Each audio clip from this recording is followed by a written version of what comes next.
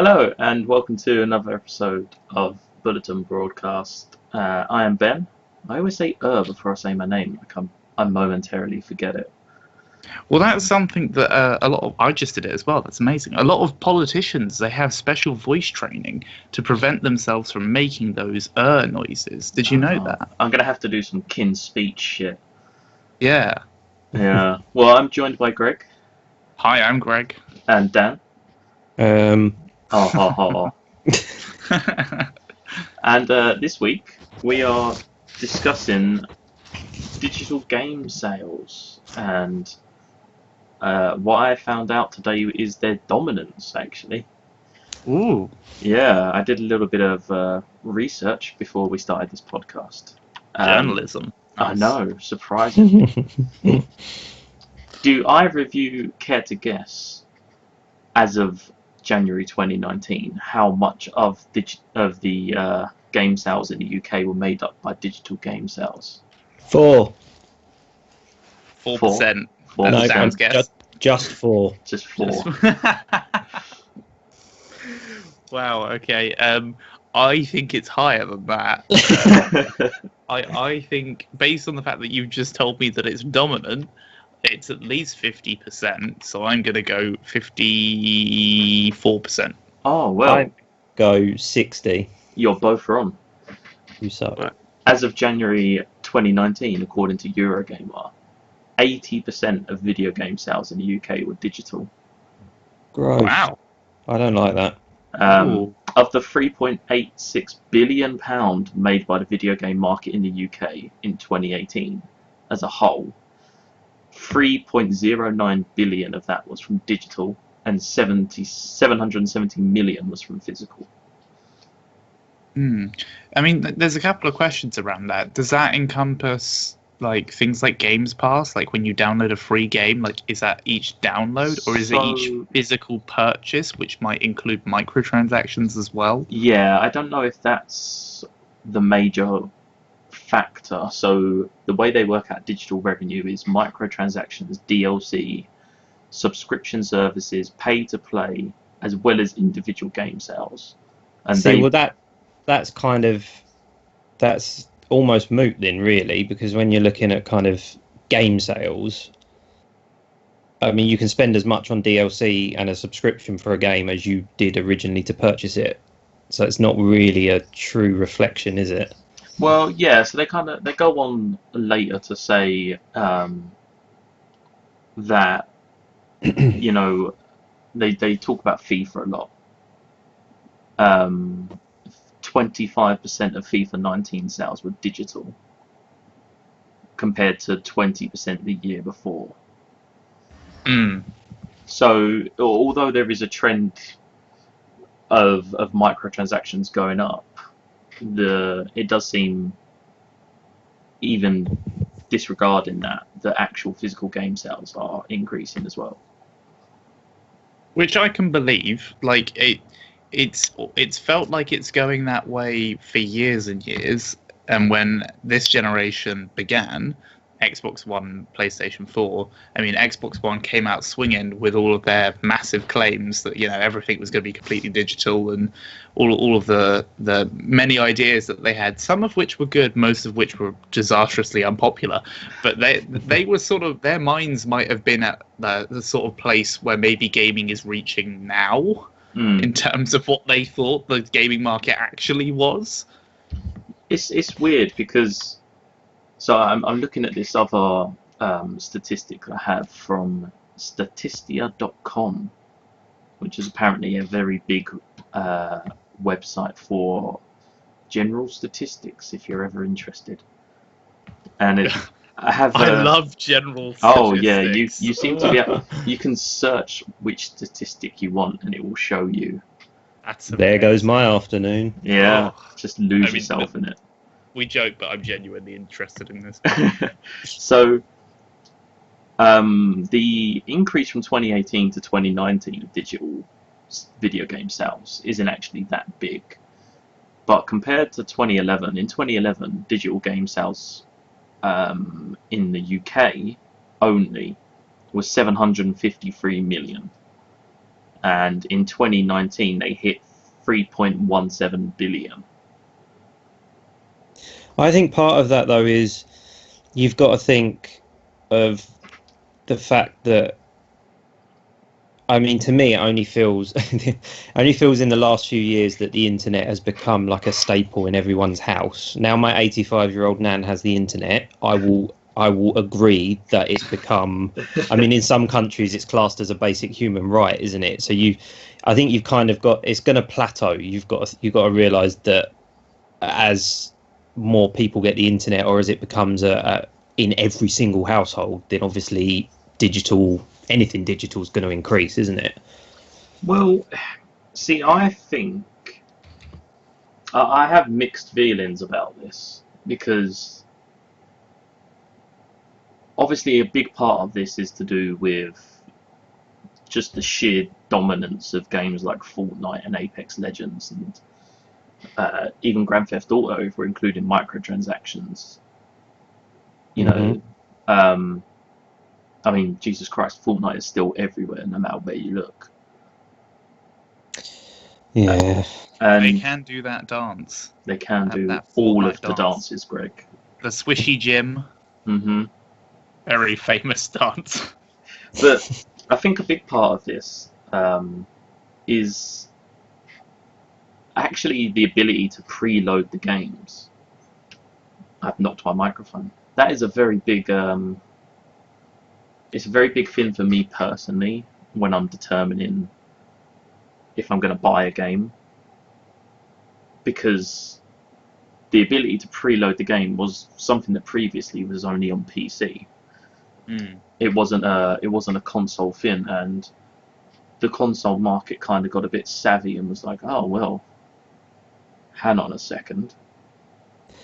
I'm not sure it's a case of savvy or a case of old-fashioned people like me that used to go out and buy a game and put it in a console and play it, then coming home, putting a game in a console and waiting for 3 hours, or deleting 700 other games in order to make space for said new game, and then waiting 3 hours for it to install. I think people just got pissed off and they were like, well, the bigger these games get, I mean, the last game I installed, Final Fantasy, was over 100 gigabytes and took forever, had its own install disc. I think when you're getting to that point in gaming, you've kind of got to give people the option, if they want it, to be able to skip that step. For me as well, it's just ease. You know, like I think we talked about this a little bit in a previous episode. I can't remember what about, but how the world is kind of becoming centered around convenience. And everything's at like your fingertips, you know. So for instance, for me, when I got my Switch like ages ago, the Nintendo eShop is an absolute haven for indie games, you know. And if you're like, oh, I've got a spare tenner, I want a new game, you're guaranteed to find something on the Nintendo eShop to play. You know, I think I grabbed Hollow Knight for like £12, I think it was. And even Animal Crossing, when I bought Animal Crossing, I was sitting there and I was like, well, my nearest game is like 2 towns over.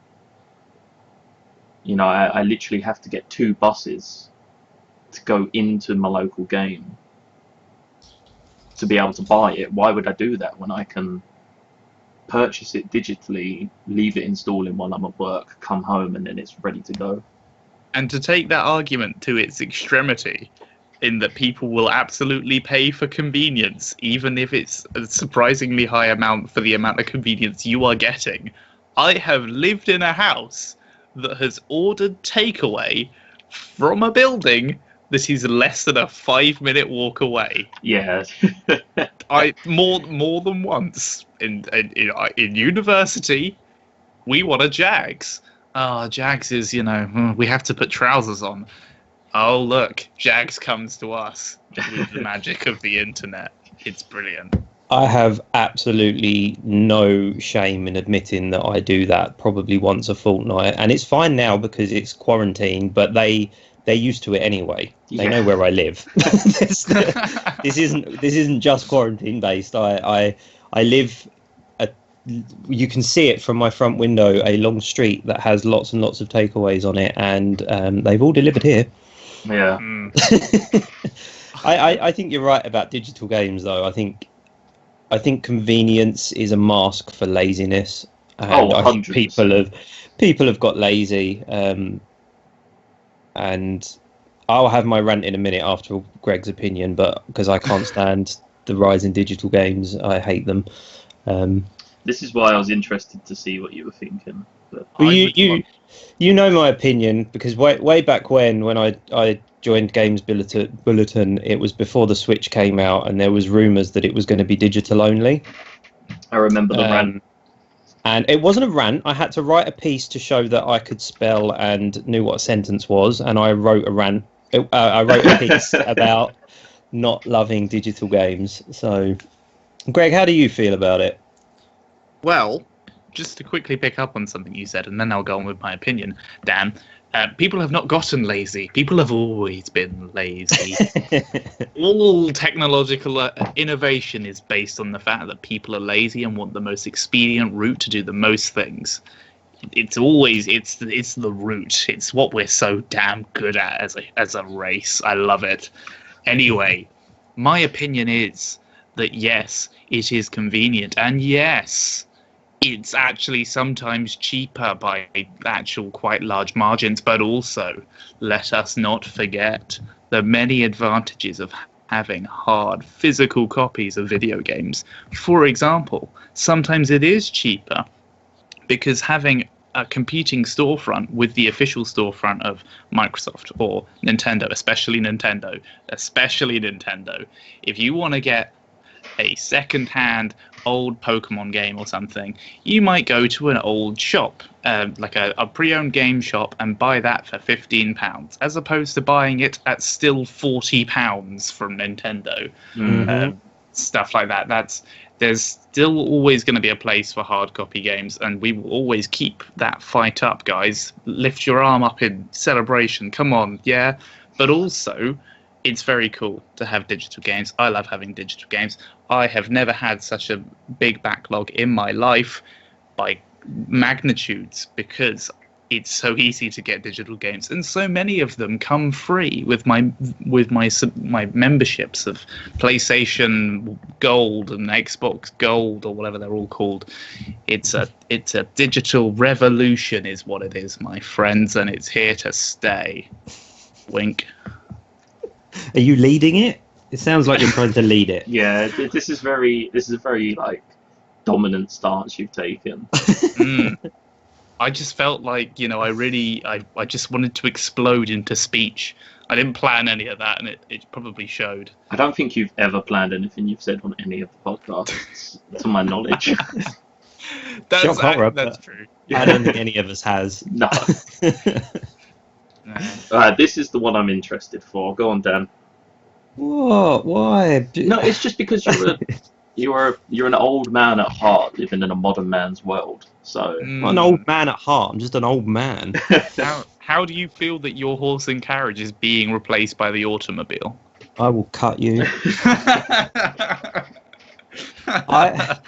Okay. Here's the thing. I don't have.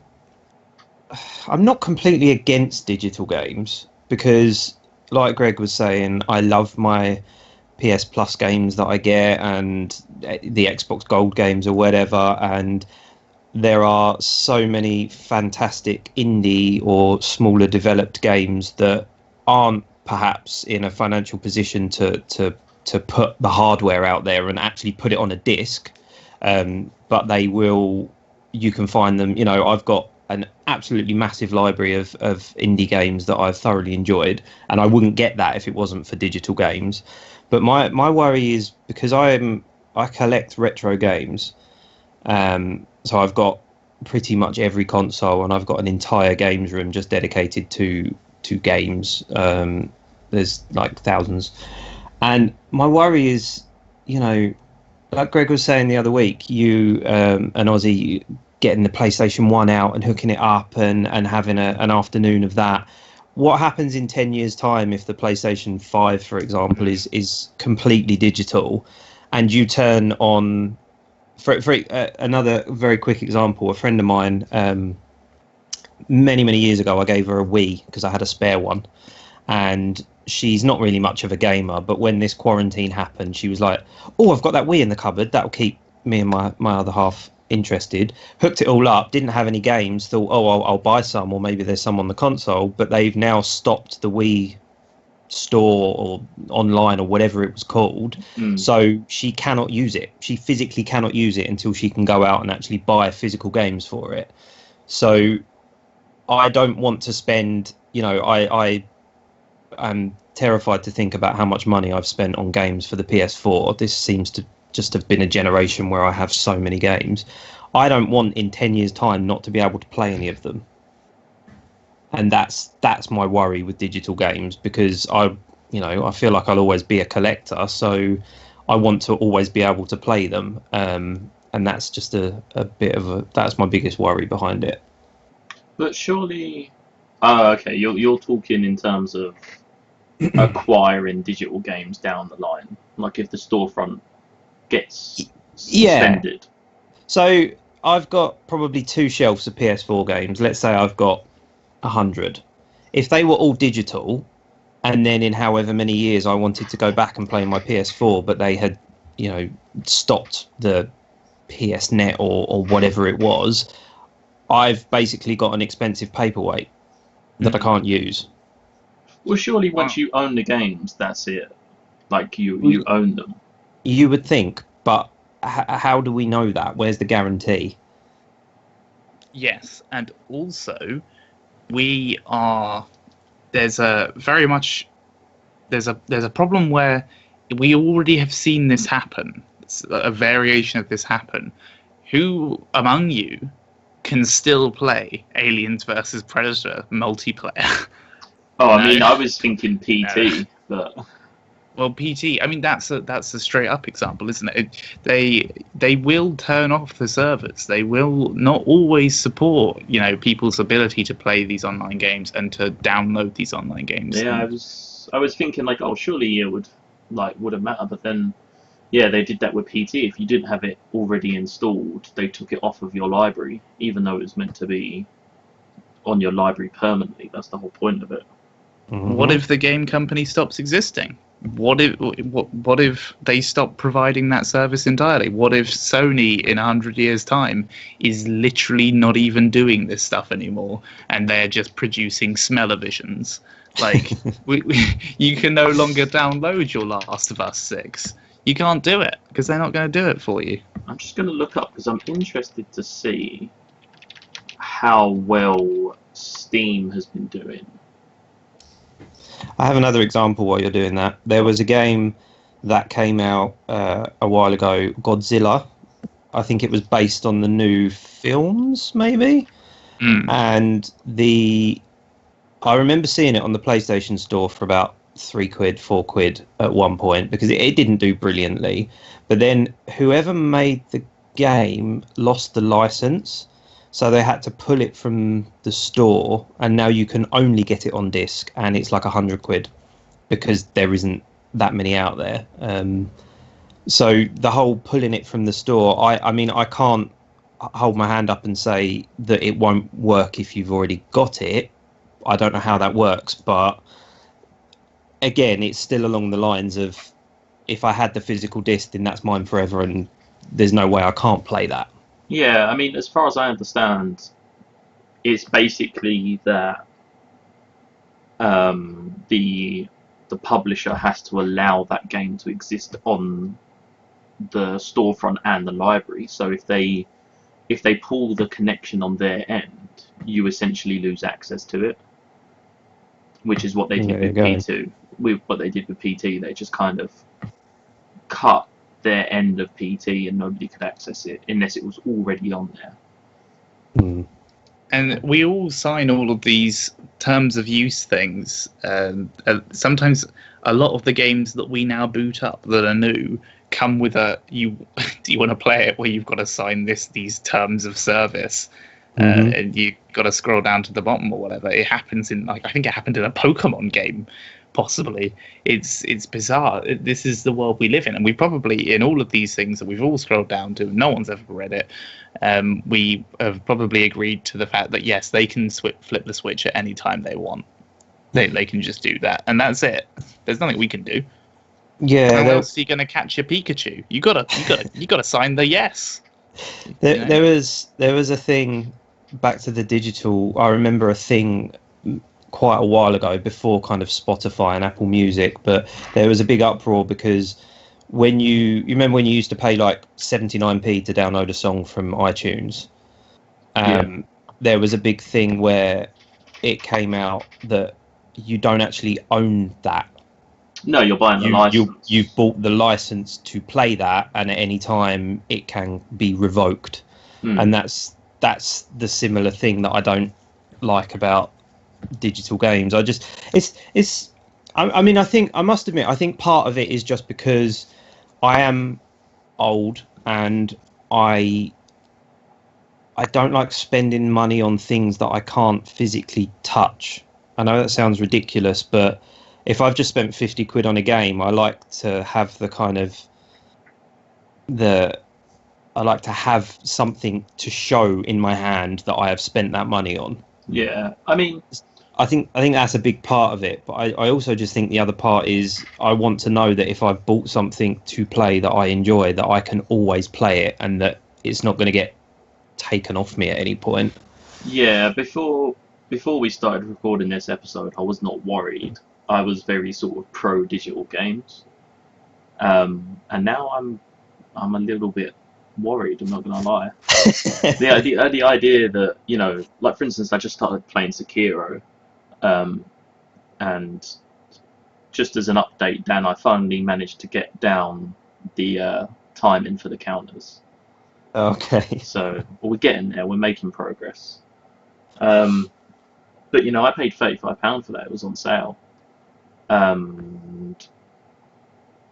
Yeah, I didn't think about it before at any point. From Software or Activision, which was weird because I didn't know Activision was publishing it, but they could decide to pull my license and I would no longer have access to that game. I think it's the same. Isn't it the same for physical though? Like when you own a physical copy, aren't you just renting the license on the game? Obviously, they can't take that physical copy back from you. But as far as I'm aware, it works the same with physical games. You're only renting the license. Yeah, I mean, I think that is how it works. It's,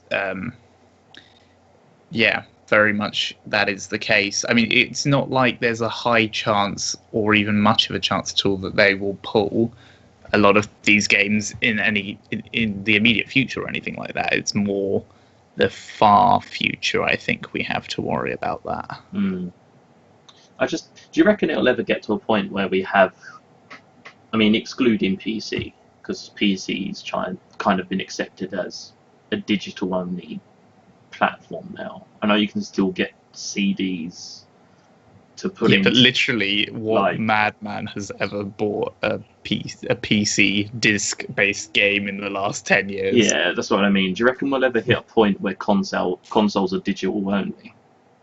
100%. I think so too. I think it will. The day will come. I mean, when you look at it realistically, there isn't much point in physical games. I completely agree. They cost to produce. They take up space. They are. I know why. I mean, if I made a game, I know that I feel like that you would, if you did it digitally, that one person buys that license that's on their console. Whereas with the disc, I mean, I lend games out when I'm finished with them. So rather than, say I lend that to two friends, I mean, very rarely that happens, but that's three of us playing the game when only one of us has paid for it.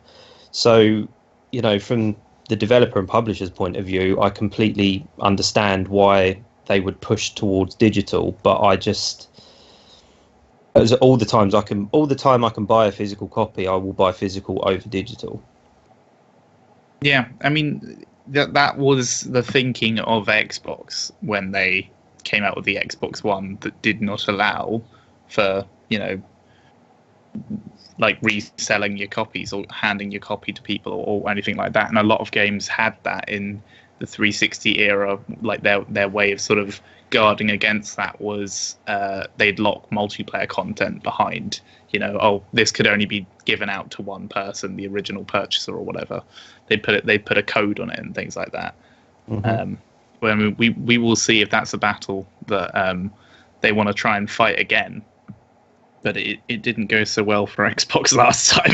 Yeah, I can't see people willingly accepting a digital only. I feel like it's one of those things, like if they came out and said, okay, the Xbox One Series X is digital only, and Sony were like, PS5's physical, would people jump ship? They did this generation. Yeah, this is what I mean. Like, it's a hard one. I think part of it is going to be generational. Like, until Ben, you spoke to us, you were quite happy with, digital. That's it. That's the way. I'm happy with that. You think of people younger than you, kids that are in at school now. Chances are they. Like my nephew, for example, he's 10, and if he gets money, he will give it to his mum to change into Xbox, whatever the currency is, so that he can buy things from the store and he can buy DLC and that kind of stuff. I think once their generation are kind of our age, and I've been dead for 15 years, then it might. How long do you plan to live? I mean, he's already in his 60s, so... I thought you were in your 80s. I thought you were there when the National Health Service was founded. Oh, I remember. But I think it will be a very natural thing. It's slowly creeping in now, like you say. And I think that a couple of games in a few years' time might say, Last of Us 3 or whatever might go, you know what? We're not putting a disc out this time, and I think it will slowly tip. The scales will slowly tip, but I think it will be a long time coming. It's interesting because I have a 13-year-old brother who will be 14 next month, actually. And when Happy birthday to Ben's brother. Oh yeah. When he gets money, the first thing he does is pop down to CEX and get him some of those second-hand pre-owned PS4 games, or he'll buy, like, if there's a new one he wants, he'll buy it new, but he actually prefers physical copies. Well, I don't know how normal that is, though. I mean, backing up Dan's experience, I mean, we've only got like anecdotal evidence to go on, but Chloe's got a cousin who's about 12, 13, I think. He is, every time I go over to that house, he is playing video games. He very rarely even notices me. Now that I think about it, every single video game he is always playing is a digital game. I can't actually remember there being any disc boxes anywhere in that house. It's possible that child has just subsisted off of digital games most of his gaming lifespan. So do you reckon it will get to the point where I feel like they're just going to have to force us to go digital? I feel like they're going to have to, not necessarily, I don't think it will be a console first. I think, like you were saying, Danny, I think it will be a game, and it will be a big game that everybody's looking forward to, and they'll use the hype and the fact that people know people are going to buy the game to push the digital agenda, because there's kind of this. It's weird. Like, I don't know how to describe. It's almost like an acceptance culture, is the easiest way I can explain it. Like, once something happens once, it's kind of accepted in the gaming community, and then other publishers jump on board. Yeah, I think I think you're right to an extent. You know, I mean, like, there's no way that I can talk about anything that doesn't age me. But anyway, I have been through this in the past. Obviously, when I was very, very young, everything was VHS and vinyl, and then it wasn't. And then it was CDs. When I was a teenager, you couldn't go around someone's house without those awful press the board CD Argos, wallets. the CD towers. Oh god. People used to have like 6 of them lined up in a row. And then CDs, I cannot remember the last time I or anyone I know bought a CD. And now DVDs are slowly kind of going that way, because obviously you've got Blu-ray, and then the next thing it'll all be downloaded. So I've seen it happen before, and it will definitely happen again. I think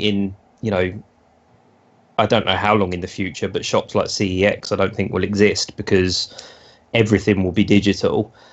But it doesn't mean I have to like it. Yeah, I think it'll come in as these things often do, in nudges, and slowly winning people over. I think one of the biggest pushes behind it, I think it probably will come with the next generation, as in the next, not PS5 and Xbox Series hand cart, whatever they're calling it.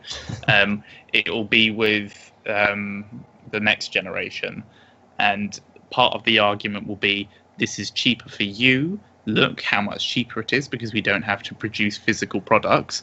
This is good for the environment, because we are not producing physical products. This is easy for you, because at 10 years from now, we assume it'll be about 10 years from now, but maybe a bit less.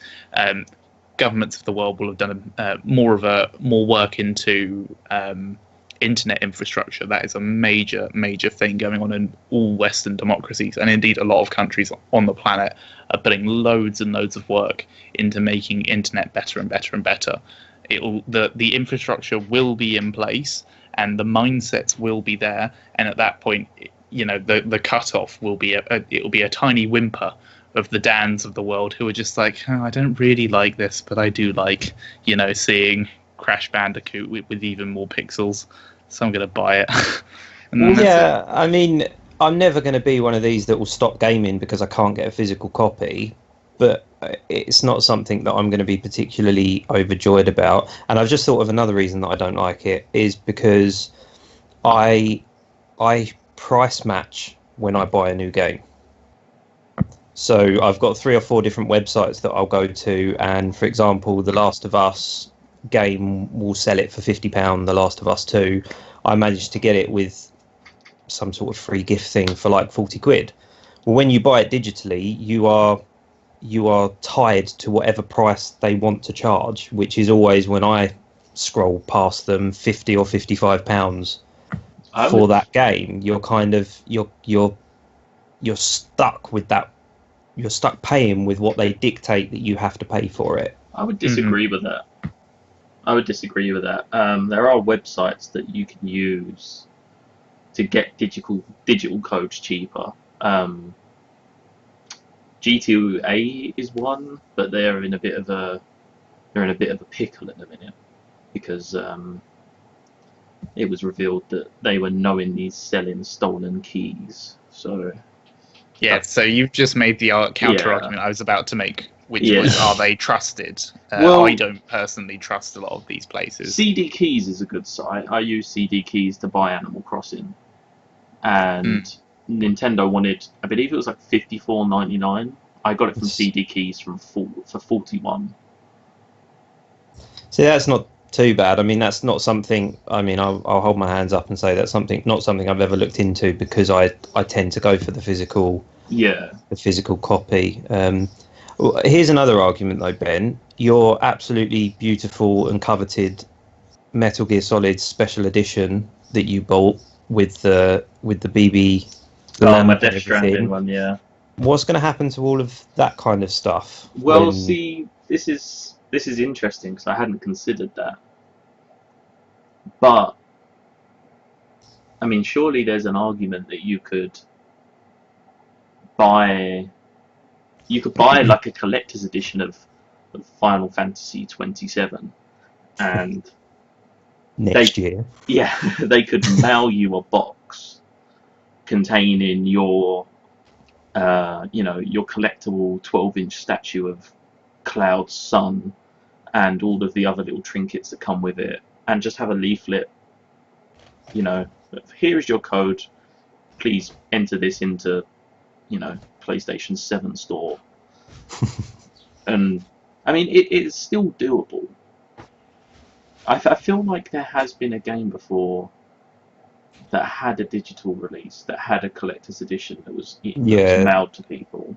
Sonic Mania. I've just realised that I countered my own argument as soon as I brought it up. It came with all the crap and the statue and the ring and everything, and it just had a code in it. Yeah, I mean that's doable. But what would be interesting would be to see. I reckon there would be a rise in. Are you guys familiar with a company called Super Rare Games? Are they the ones that make ukulele? No, that was Team 17. Okay, then I am not. So. Are they like Limited Run, the Yes, company that will just pick like a random terrible SNES game and then do a disc version of it? Well, so yeah, what they do is every month they have one game that is a digital-only Switch game, and they will make a limited run physical copy of it. So I think they make about 4,000 or 5,000 at a time. And then they'll make like a collector's edition of this game. So you'll get like a steelbook case, a physical cartridge, a statue, little trinkets. And they normally go for about between 30 and 40 for what my memory is telling me. So I wonder if as digital becomes more popular and as digital starts to become the only option, if we'll start to see more enterprises like that. But then I guess it would be aimed mainly at people of our age group, really. Because as you were saying, excluding my brother, the younger people for the most part prefer their digital games. I mean, maybe. I mean, I was talking about people not buying CDs, but people still do buy vinyl. Like new releases get a vinyl release. So you're like maybe retro will come back. Yeah, maybe we'll have digital for a few years, and then, like you say, people will start producing physical copies. But instead of that being the norm, that will be kind of a collector's market, I suppose. A niche. Yeah. But then I guess that will all depend on if the PlayStation 6 has a disc tray. Because surely if they choose to push the digital only agenda, you can save space in terms of the size of the console, manufacturing costs, if you're not making that disc tray. Yeah, I mean that's how it's going with the new Xbox consoles. They're supposed to be making two versions, aren't they? One which is like a regular version, and one which is cheaper, which is digital only. That's the beginning. That's step one. I didn't know that. I don't know if this is true or this is a rumor. This is maybe a rumor. Journalism. Oh yes. This is the double-edged sword that is the anonymous source. Well, I mean, double-edged sword that is my memory. just sitting here looking at my, I don't know what it's called, media unit, looking at the emulator consoles that I've got. I mean, is that a way of softening the blow, do you think? Oh, you can't play retro, we're going digital only, but here's, maybe in 15 years you'll be able to get a PS4 emulator console, a mini version that fits in the palm of your hand that's got all your favourites on. That would be really cool. I would like that. Do you think maybe that's the way that it could go if they do get rid of discs in order for people to still be able to play their games? I don't know. I have a feeling that what we're going to see is a general slide in the direction of digital only. Whatever the next big IP is from either platform, it will be digital only, and then they'll slowly push, and whenever the next generation comes along after the small increments of digital only, then it will be normal. I reckon it will be like a like it or lump it situation. You know, if you want to keep playing games, if you want to get our new console, well, you're going digital only. With Greg's face as the leader of the revolution, as a sticker on all new release consoles. Yep, I'm happy. I'm happy for my likeness. This counts as legal permission right now. I am happy for my likeness to be used in any video game related promotional material, so long as it is pushing something which everyone else hates. So if we suddenly get the tide suddenly turn and everything goes, hard copies only, you want your stickers to be on on the opposite. Yeah, I want to be against the grain. I'm sort of an edgy kid, So what's our general consensus on this then? Are we all we think it's going to go digital, but we aren't particularly happy about it? I mean, I think that's my stance is, all the time I can get physical, I will. Going digital won't stop me gaming, but I don't have to like it. I mean, I would be happy with a digital only platform, so long as the savings are passed down to the customer.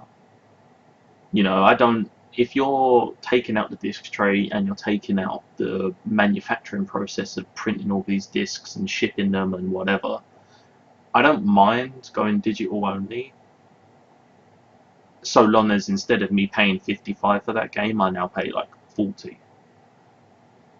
It shouldn't be the same price. If you're cutting out that process, that shouldn't be profit in your pocket. That should be savings passed down to the consumer as like a give and take. But then, I mean, it may start that way, but then they, jack up the price again and be like, well, we need the monies, though, for the reasons, give it. And then we're like, well, why would you lie? What do you stand to gain out of more money? Yeah, I mean, and don't get rid of collector's editions. That would be the one thing I say, still mail them out to people, even if it comes with a download code. Yeah, I think that's the way forward. I think we have reached a general consensus of things are going this way. We recognise this is inevitable. We do see that there are good sides to this, but also there are some downsides. So maybe don't go so quickly because it's scary. Yeah. I mean, we don't like change. Yeah. The note that I'd like to end on, though, is that ultimately, and this is something that I've said to people before and they've always not agreed with me, but ultimately, as the consumer, we have the final say, really, in a sense. Well, we're meant to, but we don't. Well, I think that we do. If they try to push a digital only game and we don't want digital only, then we have to bite the bullet and not buy that game. People won't do that, though. Of course they won't. I know they won't. For things like that. But ultimately, we do have that power, and that's what I meant about like acceptance culture. Like we kind of just as gamers accept, well, I want to play that, so I'll do what you say.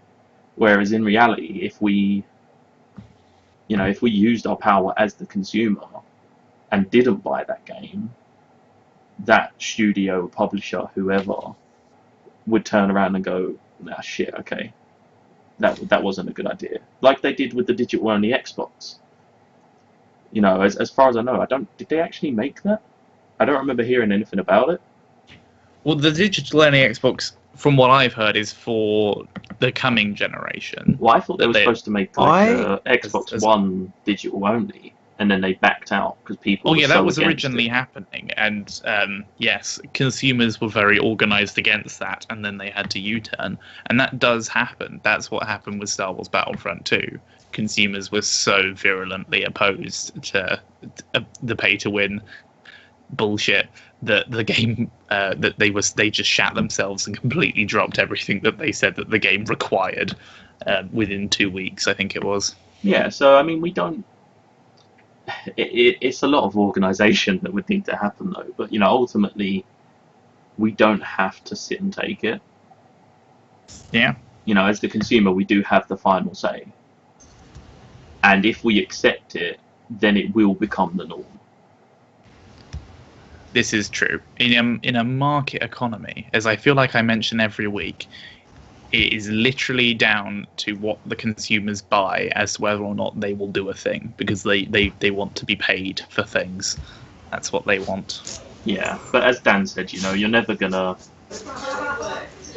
Unite the masses. Yeah, you would have to unite everybody, the vast majority.